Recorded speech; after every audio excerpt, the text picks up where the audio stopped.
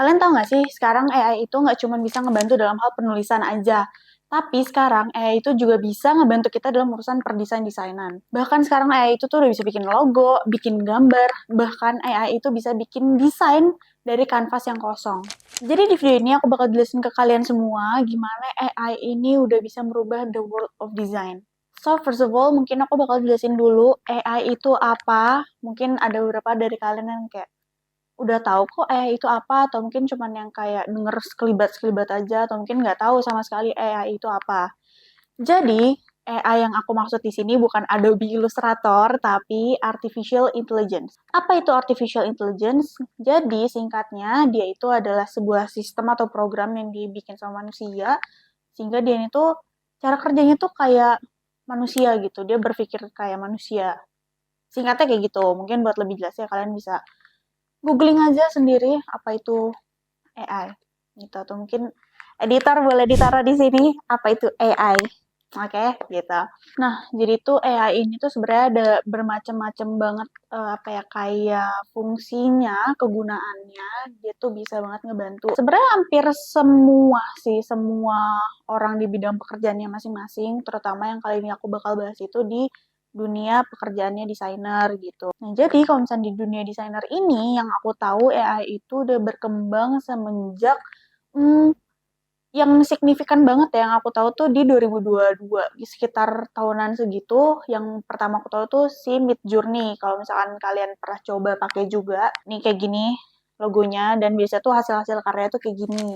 Nggak tahu sih, menurut aku tuh yang kayak gini tuh masih kayak agak abstrak aja, tapi ada juga beberapa orang yang pro banget sampai bisa ngasilin gambar-gambar yang kayak gini. Ya, jadi ini tuh hasil dari dia sendiri, dia bikin dari nol cuman dengan kata-kata ke si AI tersebut, ke si Midjourney-nya itu, sehingga dia bisa menggenerate gambar sebagus ini, sesempurna ini, gitu. Nah, dari tahun ke tahun, menurut aku tuh perkembangannya tuh pesat banget dari awal aku tahu Midjourney, tiba-tiba ternyata Adobe juga udah mulai nyemplung ke dunia AI ini. Jadi dia udah mulai semacam apa ya, menambahkan tools-tools yang bisa terhubung sama AI di aplikasi-aplikasinya. Terutama kalau yang biasa aku pakai itu tuh kayak di Photoshop, Adobe Illustrator, atau mungkin di Premiere Pro juga ada yang kayak gitu-gitu. Nah, si Adobe-nya ini kan udah ikutan nih nyemplung ke dunia AI ini. Aku pakai juga aplikasinya, aku pakai semua tools-toolsnya yang Adobe punya, dan rasanya tuh kayak sebegininya kah? Suatu sistem bisa segininya kah? Karena emang se-amazing itu menurut aku. Karena itu sangat amat membantu aku dalam hal pekerjaan aku. Gitu. Yaitu hampir tiap minggu ada update. Dari yang terakhir aku tahu ya tiap minggu sih ada update-nya. Cuman sekarang-sekarang ini aku udah ngerasa update-nya nggak terlalu sesering itu. Tapi ya awal-awal dia mulai nerapin AI itu banyak banget adjustment-nya, banyak banget kayak kemajuan-kemajuannya yang berusaha mereka ciptakan, si Adobe ini ciptakan gitu. Nah, mungkin dari tadi tuh kalian kayak bingung nih, hah, emang apa aja sih? Emang sewah apa sih gitu? Emang sebagus apa AI ini gitu. Nah, jadi mungkin aku bisa ngasih kalian beberapa contoh aja karena banyak banget fungsi-fungsinya AI ini. Jadi aku ngasih ya mungkin 3 aja dari 3 aplikasi ini di masing-masingnya. Mungkin kita start dari ini Adobe Firefly. Jadi di Adobe Firefly ini tuh dia tuh basisnya website. Kalian yang penasaran boleh banget langsung coba nanti setelah nonton video ini ke Adobe Firefly-nya. Tinggal dicari, jadi tuh di Adobe Firefly itu ada pilihannya lagi.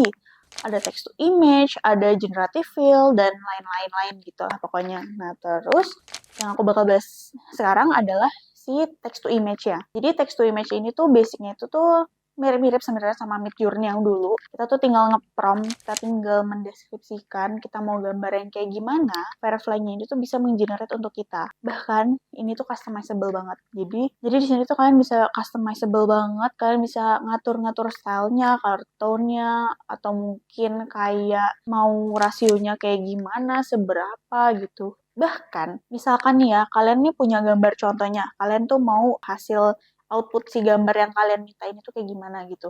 Tapi kalian bingung deskripsinya gimana ya. Kalian tuh bisa banget naruh di reference image yang kayak gini. Gitu. Jadi kalian tinggal taruh image-nya di situ, terus kasih deskripsinya tetap harus diisi deskripsinya mau kayak gimana. Diisi semua yang perlu kalian isi, terus tinggal generate. Dan dia bisa menggenerate sesuai dengan kita tuh mau style-nya tuh kayak gimana. Dia tuh bisa menyesuaikan style-nya dari referensi kita. Gitu.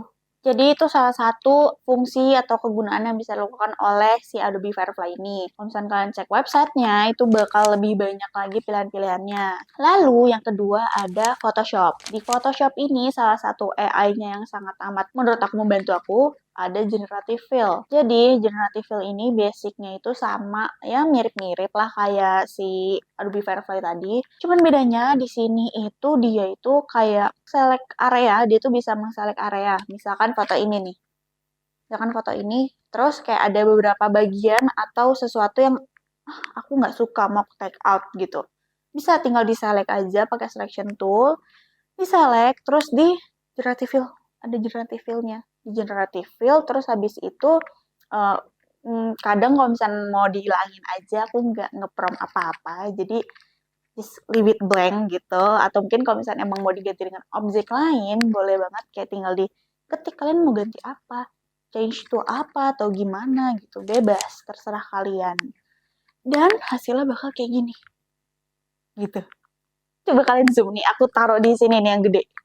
Gak kelihatan editan kan?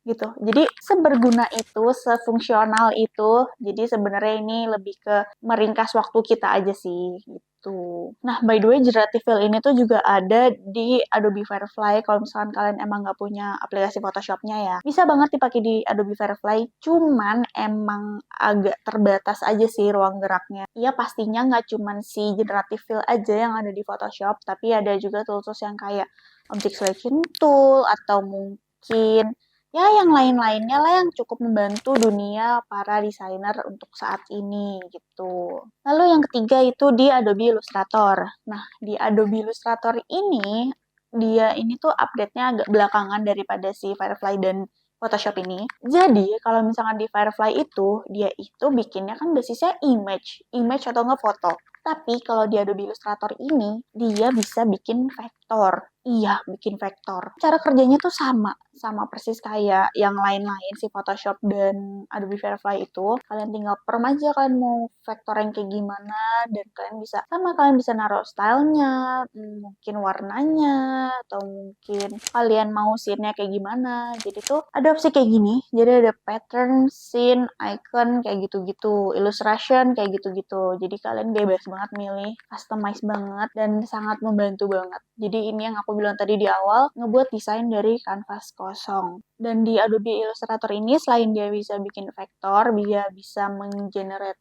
vektor, dia juga bisa mengubah warna.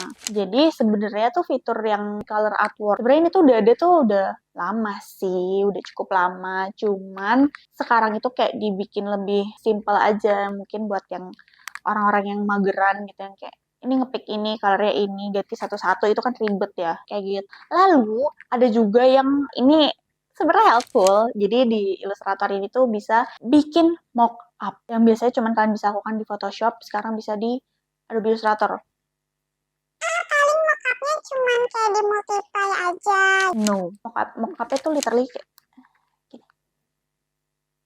Bisa dilihat demonstrasinya. Dia literally jadi mockup. Dia tuh ngikutin permukaannya, dia tuh membaca permukaan gambarnya gitu. Sebenarnya ini tuh membantu, tapi aku belum pakai banget tools ini karena menurut aku masih lebih leluasa di Photoshop sih. Cuman mungkin biar mempersingkat aja, jadi nggak usah bolak-balik AI Photoshop gitu. Jadi kalian bisa lakukan itu di Adobe Illustrator aja. Jadi dari 3 aplikasi tadi itu sebenarnya masih banyak banget aplikasi-aplikasi lain yang biasa aku pakai juga. Contohnya itu ada namanya Replicate. Jadi Replicate ini adalah suatu website yang sebenarnya tuh di dalamnya dia itu tuh banyak autor-autornya gitu loh. Orang-orang yang menciptakan kayak semacam toolsnya sendiri sih yang aku lihat ya. Mungkin kalau kalian kepo kalian juga bisa cek aja replicate.com kalau nggak salah atau mungkin editor boleh tolong taruhin linknya di atas sini gitu. Jadi di sini tuh yang biasa aku pakai tuh yang Sezoom. Aku nggak tahu gimana cara bacanya. Sezoom. Ya pokoknya gitu. Sezoom gitu. Nah itu tuh berfungsi buat misalkan nih image kalian burik pecah jelek gitu. Nah terus kalian mau bikin HD. Nah, jadi di replicate ini kalian bisa tinggal yang kayak di upscale aja, terus tunggu dan hasilnya gini. Before, after. Nah, jadi setelah aku udah menggunakan semua yang tadi aku sebutin itu dan di luar yang aku sebutin, aku ngerasa sangat amat terbantu. Aku ngerasa pekerjaan aku tuh jadi lebih ringan, lebih ringkas, dan aku ngerasa AI ini semuanya tuh kayak shortcut buat aku.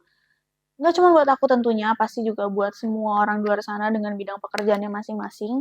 Karena aku ada sempat nonton juga kayak di YouTube gitu, jadi dia tuh AI-nya ini bisa ngebuat sketch bangunan gitu. Aku kurang tahu sih kayak gimana lebih jelasnya, cuman AI itu udah bisa berbuat sejauh itu. Tapi sayangnya nggak sedikit juga orang-orang yang berpikir kalau AI ini adalah kompetitor kita. Padahal kita bisa memilih untuk hidup berdampingan dengan AI ini. Kalau aku melihat AI, aku mikir kayak dia itu asisten kita, dia adalah partner kita.